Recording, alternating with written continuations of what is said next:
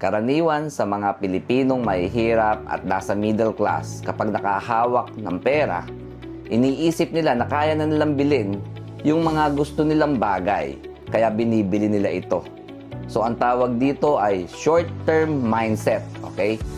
Ang mayayaman, kapag nakahawak ng malaking pera, kahit anong laki ito, iniisip nila na mas palakihin pa ito dahil may ilalaki pa ito. So ang lagi nilang iniisip, 20 years, 30 years, 50 years from now. Ang tawag dyan, long-term mindset. So guys, kung nag-iisip kayo lagi ng maikli, baka kailangan na nating pahabain yan. Kasi ang mayayaman, laging long-term ang iniisip dahil ang problema sa pera, long-term. Pero ang pera na malaki at kaya kang buhayin kahit hindi ka nagtatrabaho, yan ang tamang mindset.